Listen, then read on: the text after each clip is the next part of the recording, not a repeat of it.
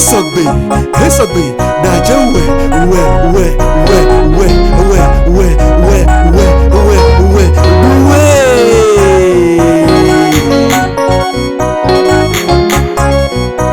Ce que Jésus a fait dans ma vie, tout est parfait. Ce que Jésus a fait, tout est parfait. Ce que Jésus a fait dans ma vie, tout est bonheur. Ce que Jésus a fait, tout est la joie. Ce que Jésus a fait dans ma vie, tout est plein de grâce. Ce que Jésus a fait, tout est la joie.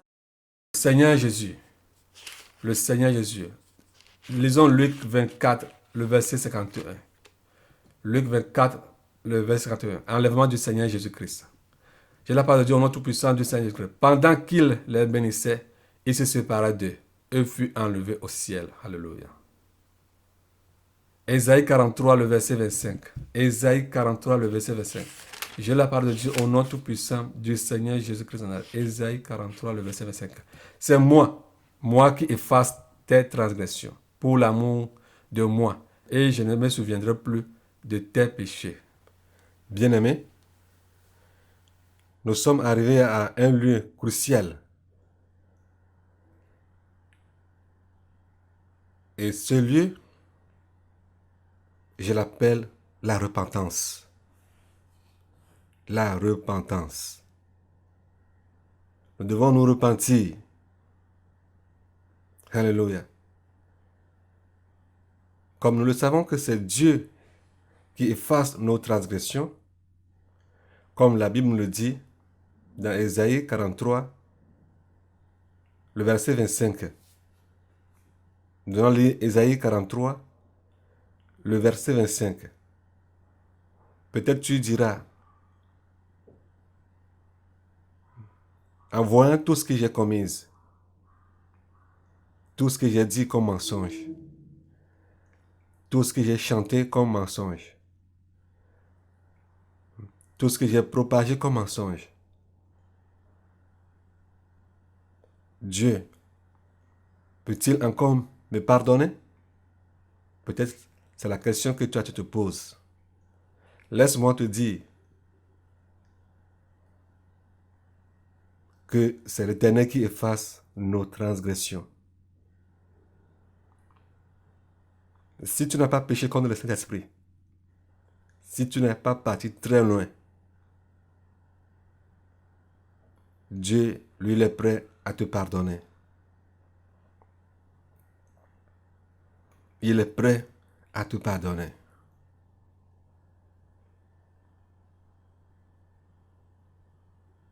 Et comme sa parole le dit, vas-y et ne pêche point. Alors, repens-toi. Et ne répète plus les mêmes bêtises qui peut-être te conduiront à la mort éternelle. Alors nous allons lire Ésaïe 43, le verset 25. Ésaïe 43, le verset 25. J'ai la parole de Dieu au nom tout-puissant du Seigneur Jésus-Christ de Nazareth. C'est moi qui efface tes transgressions pour l'amour de moi. Et je ne me souviendrai plus de tes péchés. Alléluia. Et je ne me souviendrai plus de tes péchés. Nous le savons. Certains vont dire, voyant tout ce que tu as dit, voyant tout ce qu'il a fait, Dieu peut-il encore lui pardonner ses péchés? Alléluia. Dieu est Dieu. Et quand il veut pardonner à quelqu'un, il ne viendra pas te demander conseil. Ou bien, après avoir pardonné la personne, il ne te dira pas que aujourd'hui moi je l'ai pardonné. Non. Alléluia. Il ne te dira pas ça. Psaume 32, le verset 2 à 8. Je la parole de Dieu au nom tout-puissant du Seigneur Jésus-Christ de Nazareth.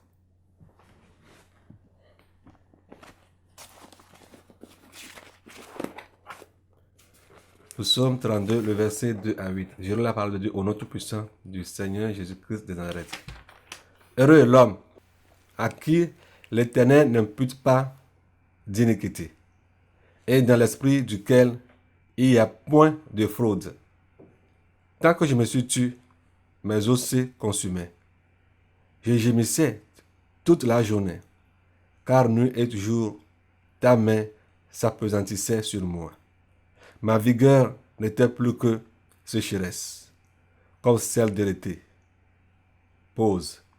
Je t'ai fait connaître mon péché. Je n'ai pas caché mon iniquité. J'ai dit, j'avouerai mes transgressions à l'Éternel, et tu as effacé la peine de mon péché. Pause. Qu'ainsi tout homme pieux te prie au temps convenable. Si de grandes eaux débordent, elles ne l'atteindront nullement. Tu es un asile pour moi. Tu me garantis de la détresse. Tu m'entoures de champs de délivrance. Pause. Je t'instruirai et te montrerai la voie que tu dois suivre. Je te conseillerai. J'aurai le regard sur toi. Alléluia. Alors Dieu t'invite. Dieu nous invite. Nous qui avions dit certaines choses qui ne sont pas dignes, même à attendre. Alléluia. Et parfois, tu n'es même pas dérangé par ta propre conscience. Mais aujourd'hui, comme tu viens d'écouter le message, et que peut-être, je dis bien, peut-être, ta conscience t'a réprimandé, je t'invite à faire le pas de la repentance. Alléluia. À faire connaître à Dieu ton péché. Ne cache pas ton iniquité. Avoue-les. Avoue tes transgressions à l'Éternel. Et l'Éternel effacera la peine de ton péché. Alléluia. Peut-être que tu es dans la condamnation de Dieu. Alléluia. Alors avoue tes péchés. Avoue tes péchés. Pour recevoir la grâce auprès du Dieu Tout-Puissant, ton Créateur.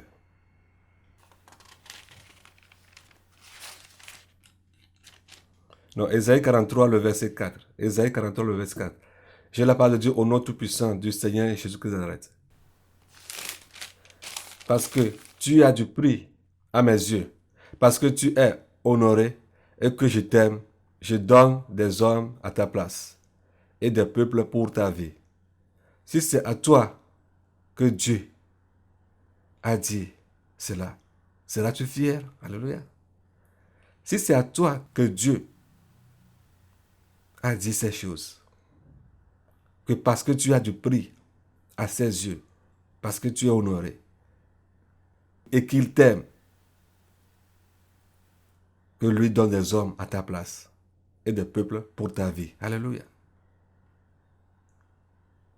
Mon frère, ma soeur,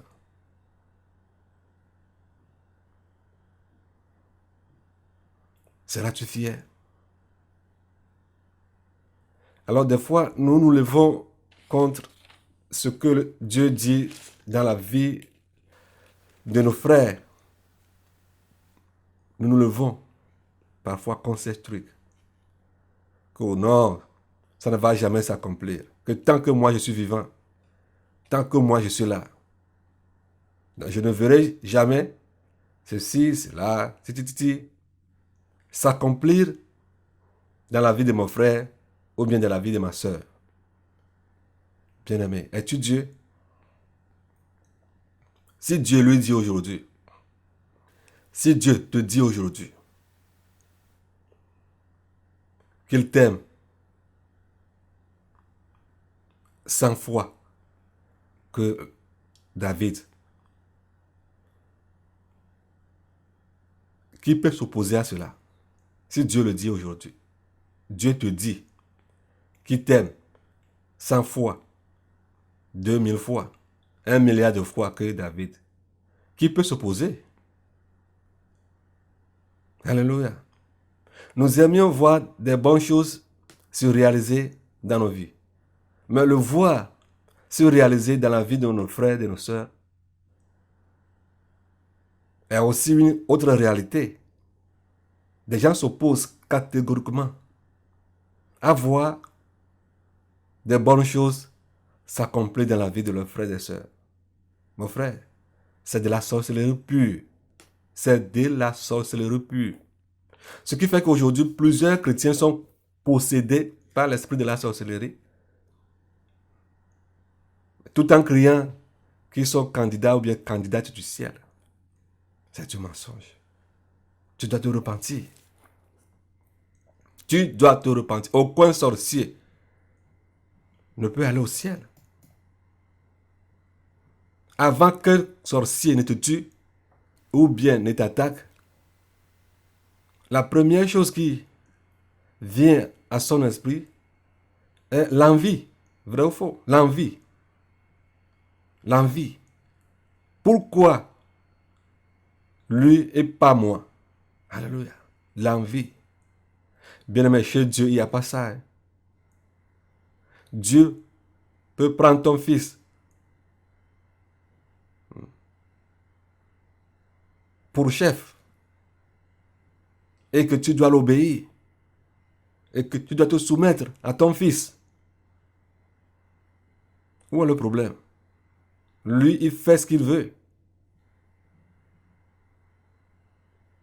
Alléluia. Dieu peut prendre ton ennemi comme maître. Et tu dois te soumettre à ce maître. Tu dois le respecter, tu dois le considérer. Et au moment où tu te lèves contre lui, tu dois savoir que tu te lèves indirectement contre Dieu. Mais si Dieu lui dit que celui-là serait pour moi un coupeur de bois ou bien un puiseur d'eau, et que toi, tu ne veux jamais le voir puiser de l'eau ou bien couper le bois pour Dieu, tu as des problèmes. Tu as des problèmes.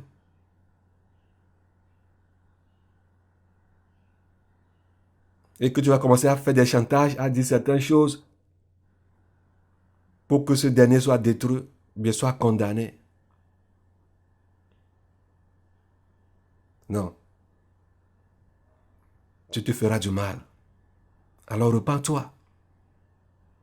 Voyons comment la femme de Potiphar a accusé Joseph. Elle a demandé à ce qu'on coupe la tête de Joseph. Elle mentait. On lui posait la question.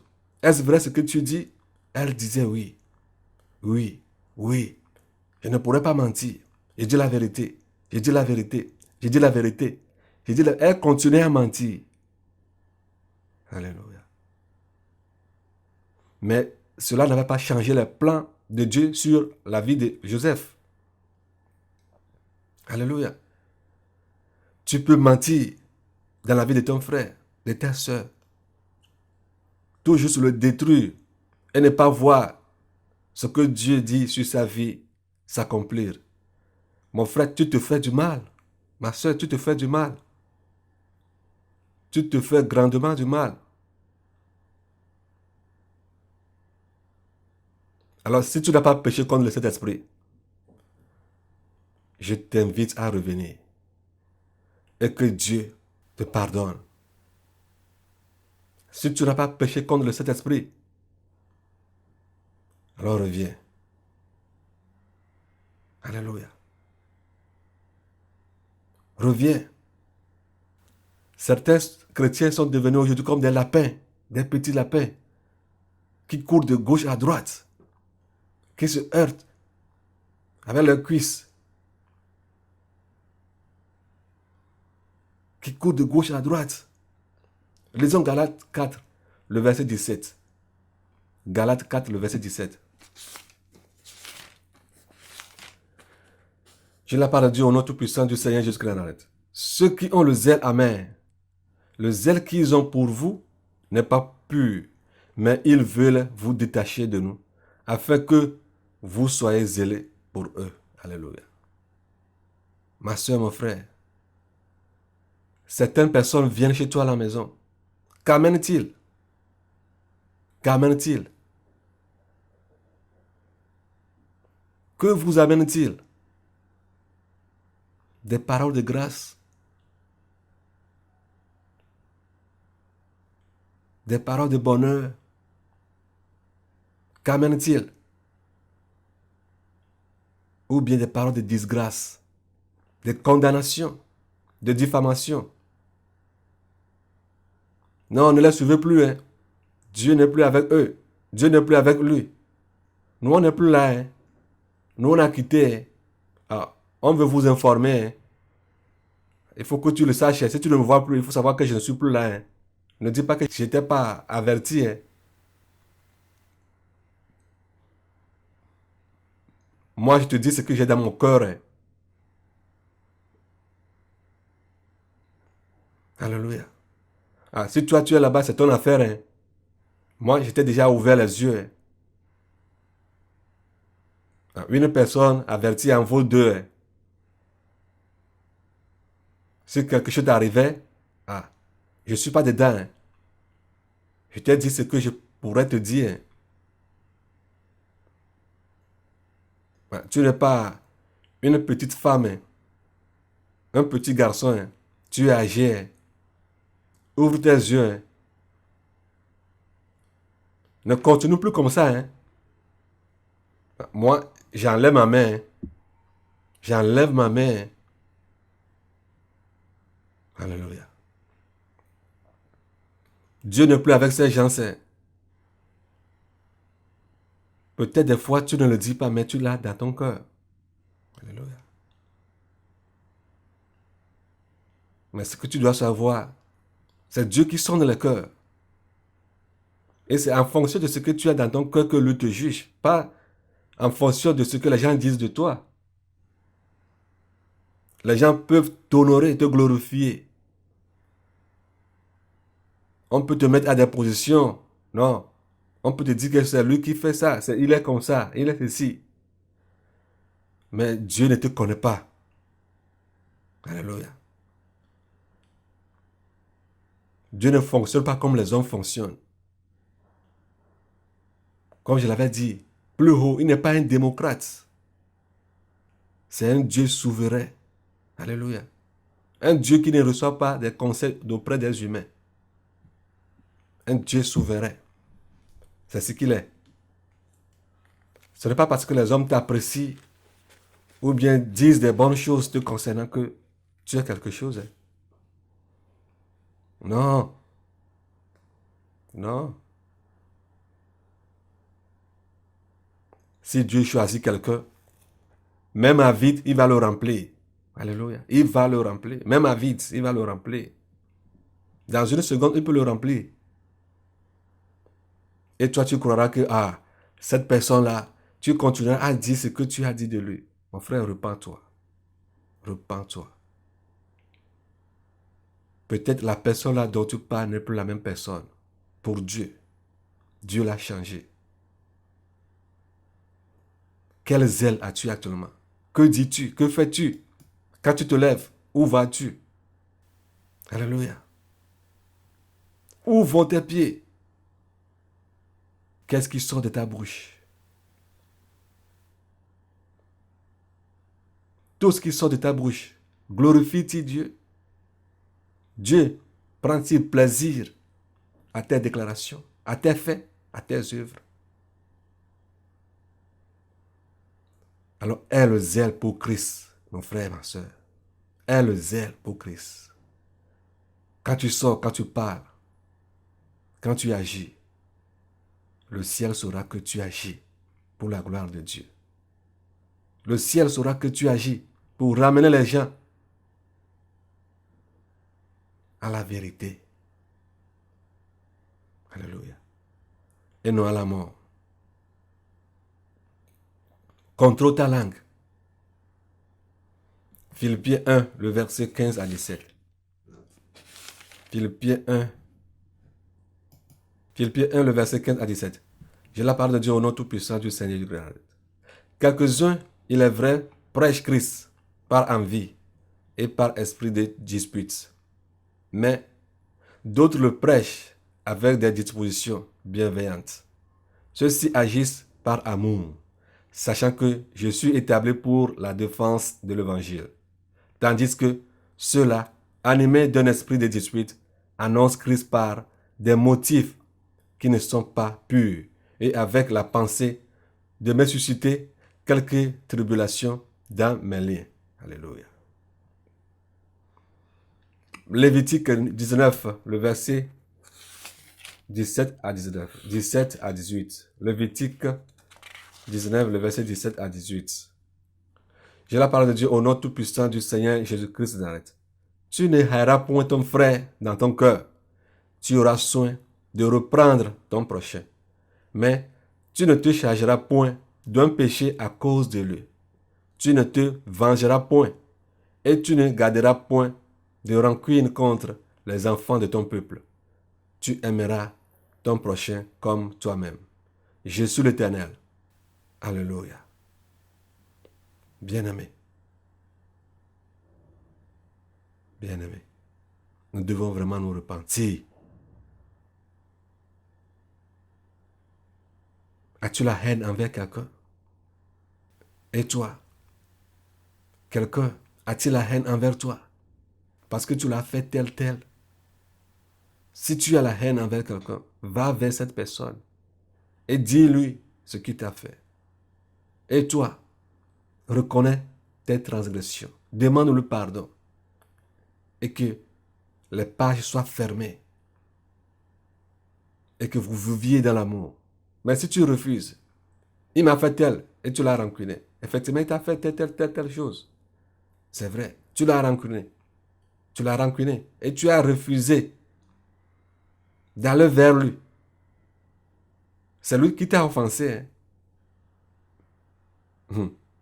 Et toi, tu ressens les douleurs. Et tu l'as rancuné dans ton cœur.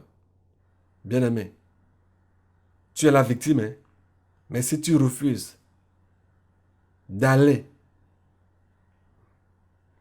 lui avouer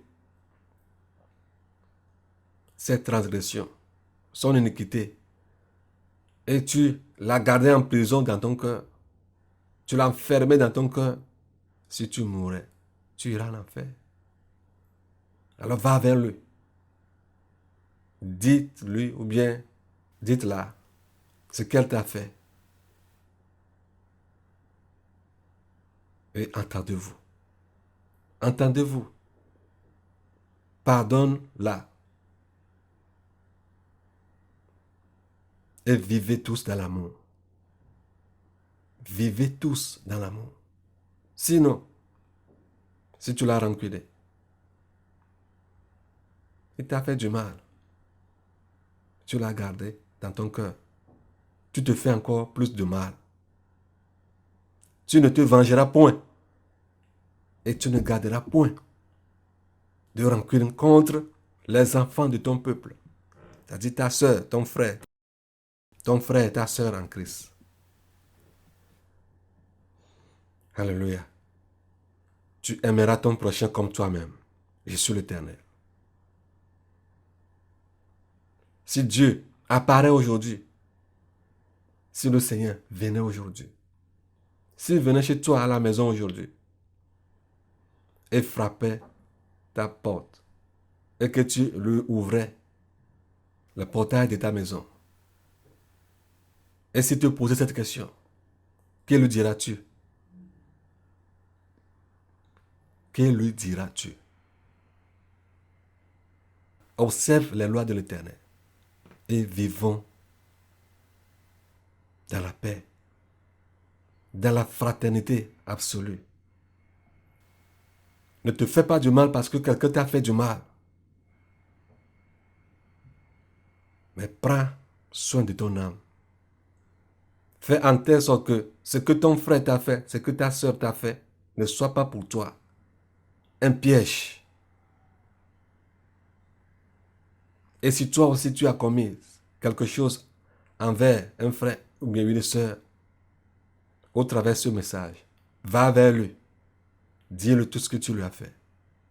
et ne répète plus les mêmes bêtises, Dieu te pardonnera. La plupart du temps, nous jugeons nos frères et nos sœurs. On amène leur sujet de gauche à droite, même vers les gens de ce monde, même vers les parents. Ah, tu vois, nous les enfants de la sainteté là, il ne faut pas nous croire comme ça. C'est parce que les gens voient de nous que nous faisons. Il y a d'autres choses qui sont cachées. Tu les vois comme ça, ils s'habillent comme ça, mais au-dedans c'est plus pire. Bien-aimé, bien-aimé. Hey, fais attention à ton âme. Fais attention à ton âme. Fais attention à ton âme. Pour ne pas devenir une pierre d'achoppement à ceux qui cherchent à venir vers le Seigneur Jésus-Christ, le Sauveur éternel. Si tu leur empêches, si tu es devenu un obstacle pour ces gens à venir vers le Seigneur Jésus-Christ, tu fais du mal à ton âme. Tu fais du mal à ton âme. Qui viendra te sauver? Si tu tombais dans la main de l'Éternel, qui viendra te sauver? Vous jugez les serviteurs de l'Éternel. Vous dites aux païens, ne le suivez pas, ne le suivez pas. Cherchez d'autres églises. Nous là, même là où on est là, on cherche à partir. C'est parce qu'on n'a pas les moyens. Parce que les gens nous connaissent. Sinon là, moi que tu vois ici là, je suis avec eux comme ça, mais dans mon cœur, je ne suis pas là. Et tu dis que tu vas au ciel? Comment peux-tu gagner ces gens à Christ? Et si demain ces gens-là ne venaient pas vers Dieu, qui sera le responsable? N'est-ce pas toi? Tu seras le responsable, ma soeur. C'est toi. Est-ce que tu pourrais sortir de la main de l'Éternel? Si par exemple tu es devenu une pierre d'achoppement pour un de ces brebis, pense que tu peux sortir de sa main? Jamais. Et si cette âme est perdue, tu peux tout faire. Toi aussi tu seras perdu. Parce que tu as semé quelque chose dans son cœur. Le refus dans son cœur. Le rejet dans son cœur.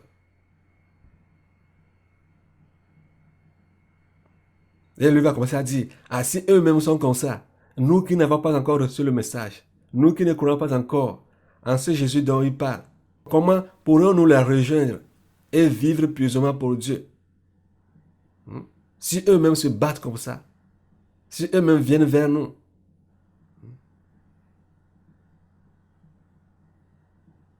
pas pour dire de bonnes choses de l'évangile, mais pour détruire leurs voisins, pour détruire leurs frères, leurs sœurs. Et nous, qu'en serait-il pour nous? Si ces gens vivent dans cet état et qu'ils mourraient dans cet état, ils iront en enfer. Mais attends, toi aussi tu vas rencontrer Dieu. Tu peux parler en langue. Tu peux continuer à recevoir des révélations. C'est pas parce que tu reçois des révélations que c'est Dieu qui te parle.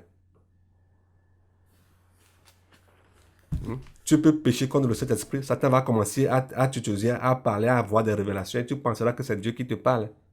Mais ce n'est pas Dieu qui te parle. Ceux qui disent qu'ils ont quitté le Père des Nations et que Dieu commence à leur parler, à leur montrer certaines choses lui concernant. Penses-tu que c'est Dieu qui parle à ces gens? Penses-tu que c'est Dieu qui parle? Ils ont des révélations. Mais penses-tu que ces révélations viennent de Dieu? Ce n'est pas parce que tu as reçu une révélation que cette révélation provient de Dieu. Non, non, non, non, non. Nous sommes dans un combat. Nous sommes en guerre. Et toute tactique est utile pour l'ennemi. Alléluia.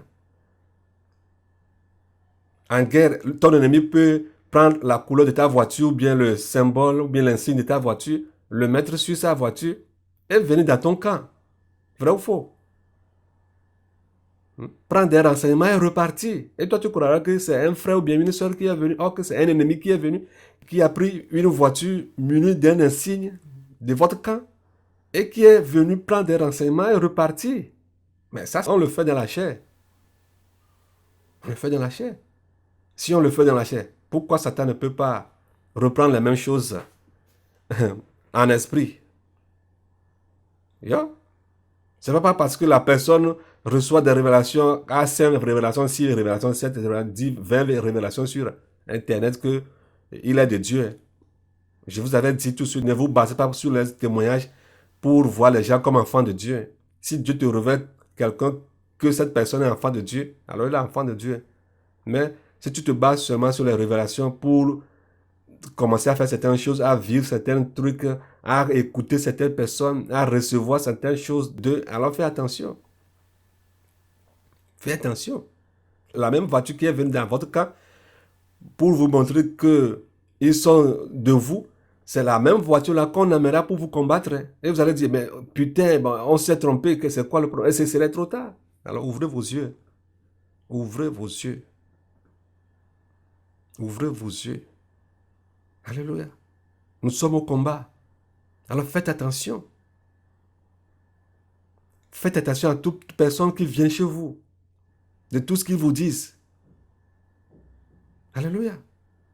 C'est pas parce qu'il enseigne, ou bien on le voit, il enseigne, le Père de la Nation lui donne le micro, ou bien fait quoi que ce soit, que la personne vient de Dieu, mon frère, ma soeur.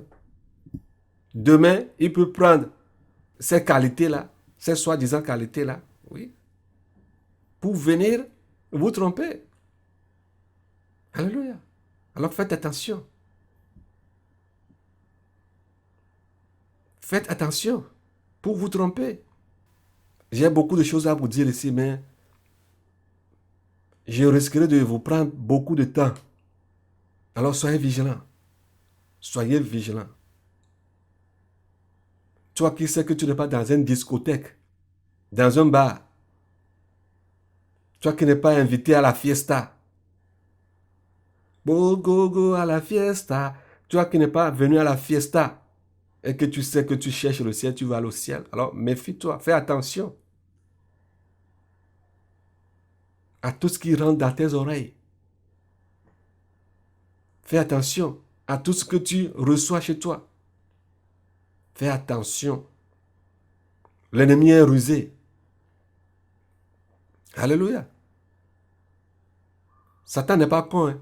Il ne peut pas venir vers toi en jean pour te dire quelque chose de non. Parce que quand il vient vers toi en jean, ou bien avec les boucles d'oreilles, tu diras, hey, au nom de Jésus, je te combats. Il ne viendrait pas comme ça. Il va enlever ses boucles d'oreilles. Il va s'habiller, ou bien il va s'habiller très bien. Ou bien il va porter des costumes. Peut-être c'est la personne même, c'est la personne qui porte plus de costumes dans la sainteté. Et il viendra vers toi. Il va te laver. Il va te dire quoi que ce soit. Fais attention à l'apparence. L'apparence tue. L'ignorance aussi tue. Ma soeur, mon frère, vous qui voulez aller au ciel, fuyez l'apparence. Alléluia. Fuyez l'apparence. Et gardez vos âmes intactes. Alléluia.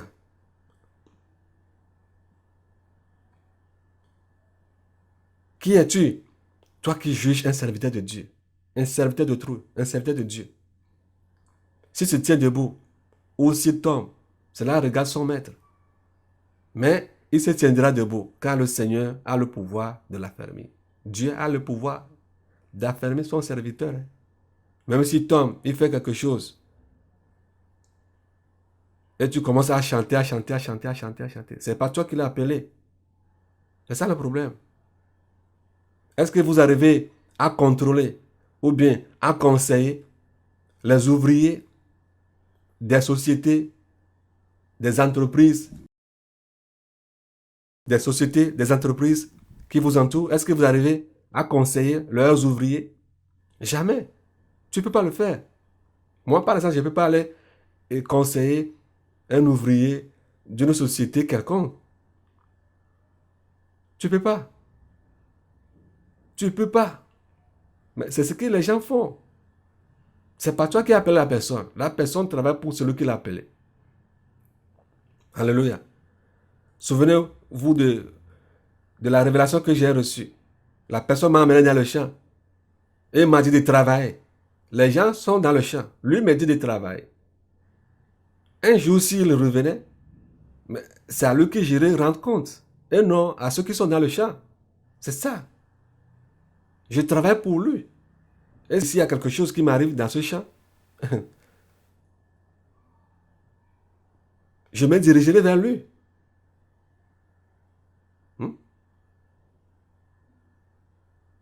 Je me dirigerai vers lui. Ou bien, il viendra et s'en chargera de mes besoins. Vrai ou faux? Parce qu'il est la personne à qui je dois rendre les comptes. Et non à ceux qui sont dans les champs.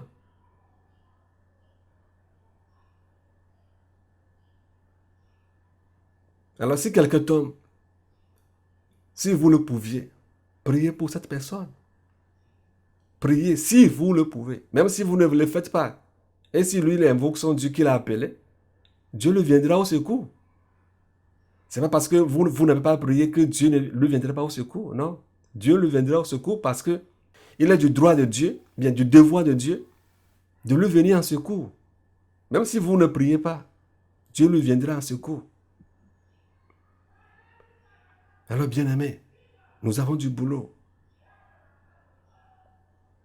Nous devons jouer selon les règles du jeu.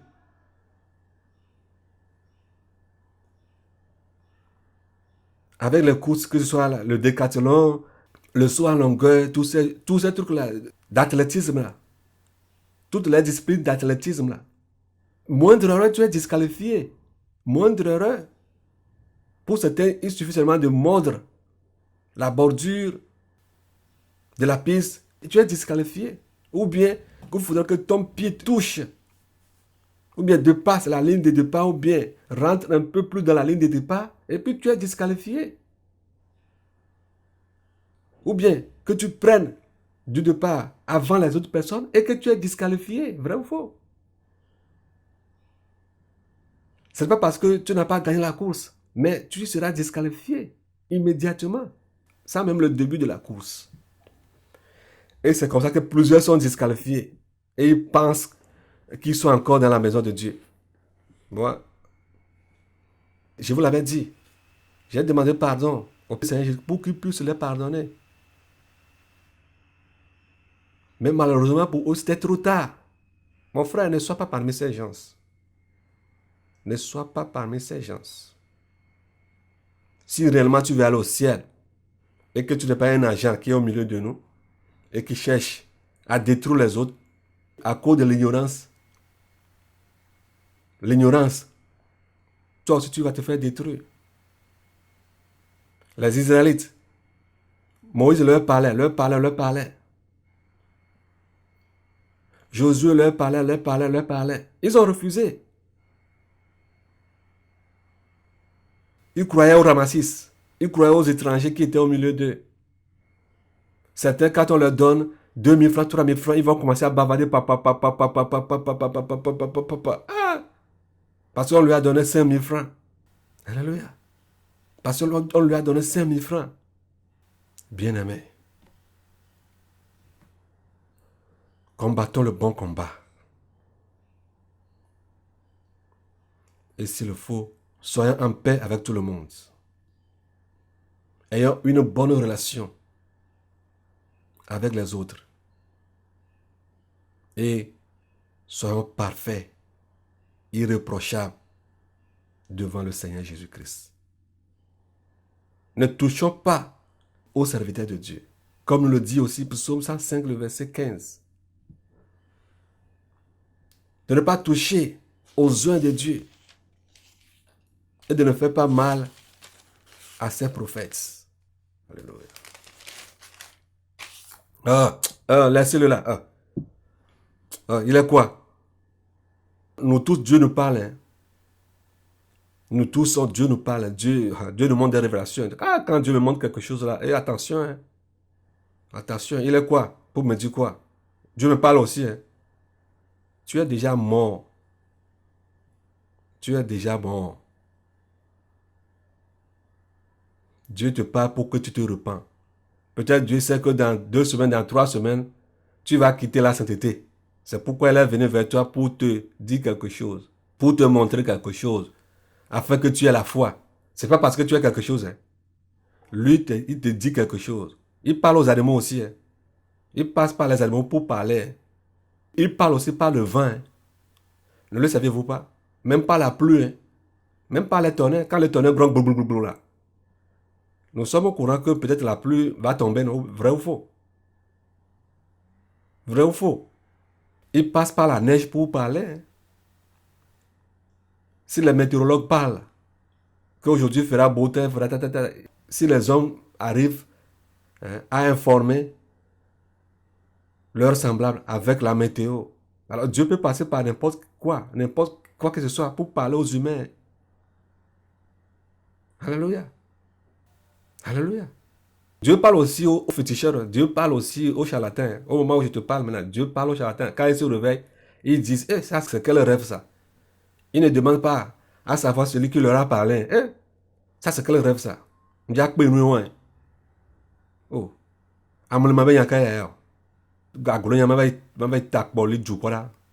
Laissez-moi, je vais aller faire des recherches au niveau des sacrilèges. Mais quand tu les ponpo, les témoins de allons me caillou, mais bon, les cailles les ponpo non, sans savoir que c'est Dieu qui les parle. Je m'avais me renseigner auprès des sacrilèges, chercher à savoir hein, qu'est-ce qui parle comme ça, à savoir le sacrilège qui m'a parlé aujourd'hui, sans savoir que c'est Dieu qui lui a parlé. Alléluia. Comme Romains 1 nous l'a dit, Dieu a parlé à plusieurs personnes. Presque tous ceux qui sont en enfer. Toutes les semences de Dieu qui sont en enfer. Dieu a presque parlé à tout le monde. À un moment dans leur vie. Alléluia. Pour leur dire que je suis Dieu, j'existe. Reviens vers moi. Je vais te sauver. Dieu a parlé. Dieu t'a une fois parlé. Même si tu refuses de vivre pour Dieu, d'accepter Dieu, d'accepter le Seigneur Jésus-Christ en tant que Seigneur et Sauveur, si tu as refusé de vivre pour lui, tu dois savoir que un jour Dieu t'a parlé. Et si tu mourrais, tu ne diras pas que Dieu ne s'est jamais révélé à toi. Non, il t'a parlé. Et il va te rappeler le rêve. Que j'étais venu tel jour te visiter, mais tu m'as rejeté. Si par exemple le jour-là, tu t'agenouillais et tu disais, hey, c'est quel Dieu qui m'a parlé? Quel Dieu? C'est quel Dieu? Quel est le Dieu? Quel est ce Dieu qui vient de me parler? Il dira que je suis le Dieu qui est venu mourir pour toi. Je suis le Seigneur Jésus-Christ de Nazareth. Va ici, fais ça. Va vers cet homme de Dieu. Demande-lui de prier pour toi. Commence à me servir. Reçois-moi dans ta vie. Vis pour moi. Parce que dans peu de temps, tu vas mourir. Il va te sauver. Si tu as fait de telles choses dans le passé, demande pardon à Dieu. Repends-toi. Repends-toi. Évitons aussi les vengeances. Évitons les vengeances. Si David voulait venger les sacrificateurs que Saül a tués, il le fera, mais il ne l'a pas fait. Il m'a fait ceci, moi aussi je dois le faire ça. Hein. Il m'a fait ceci, moi aussi je dois lui rendre ça. Hein. Oh oh, je vais le rendre ça, je vais le rendre ceci, je vais le rendre ça. Alléluia. Dieu seul est le juge. En cherchant à rendre le mal pour le mal, tu te fais du mal. Mais en remettant tout dans la main de Dieu, Dieu, en tant que le seul juge, celui qui a le dernier mot, bien-aimé, tu es sage. Oui. Tu agis dans la sagesse.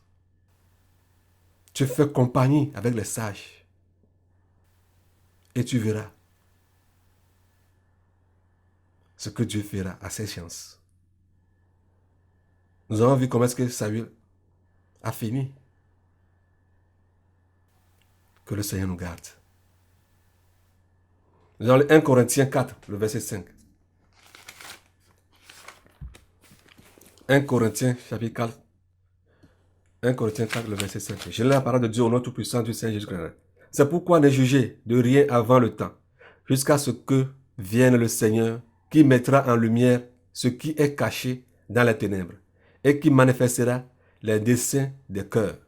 Alors chacun recevra de Dieu la louange qui lui sera due. La louange qui lui sera due. Alléluia. Chacun recevra de Dieu la louange qui lui sera due. Quelle louange toi tu recevras? La louange. La louange. Alléluia. Quelle louange recevrai-je? Et toi? Quel sera le tas de ta louange? Que recevras-tu de Dieu? Alors pensons-y à ces choses et marchons en conséquence de cause pour ne pas être surpris quand le temps viendra et que toute chair seront nues devant lui. Actuellement, toutes chair sont nues devant lui. Mais le jour là, toi-même, tu sauras que tu es nu devant lui. Alors prépare-toi. Alléluia. Pour que ce jour, il te dira, bon serviteur. Alléluia. Ça, c'est une bonne louange. Bon serviteur. Et qu'il ne te dira pas, mauvais serviteur. Alléluia. Va dans le feu que j'ai préparé pour Satan et ses démons depuis la fondation du monde.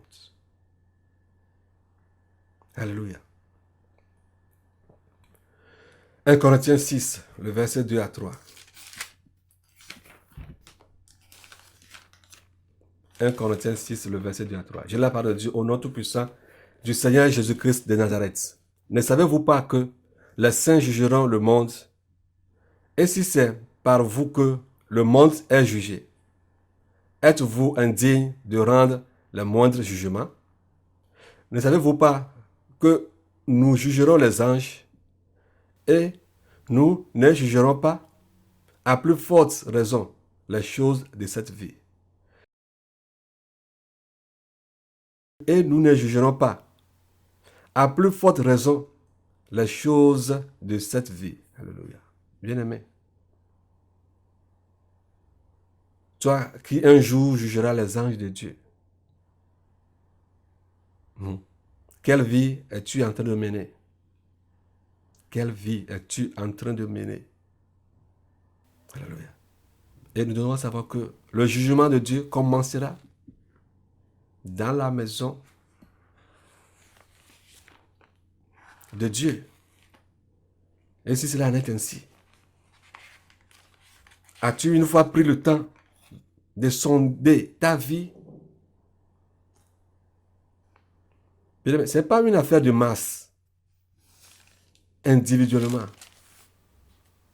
Vis pieusement pour Dieu.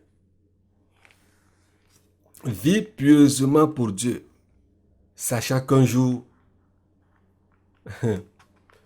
tu seras la première personne à être jugée.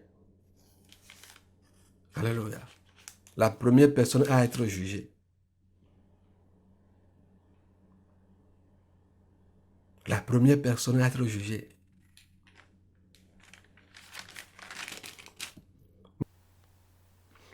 Jean 20, le verset 23. Je la parole de Dieu au nom tout-puissant du Seigneur Jésus-Christ. Ceux à qui vous pardonnerez les péchés, ils leur seront pardonnés. Et à ceux qui vous les retiendrez, ils leur seront retenus. Bien-aimés, faisons attention. Regardez le message que le Seigneur Jésus-Christ est en train de donner à ses apôtres. Que ceux à qui ils pardonneront leurs péchés, il leur sera pardonné. Ceux à qui ils retiendront leurs péchés leur seront retenus. Nous avons vu ce qui s'est passé avec Ananias et Saphira. Alléluia. Nous avons vu ce qui s'est passé avec Ananias et Saphira. Nous avons vu ce que Pierre a dit. Et nous avons vu ce qui leur est arrivé. Alléluia. Nous avons vu ce qui leur est arrivé.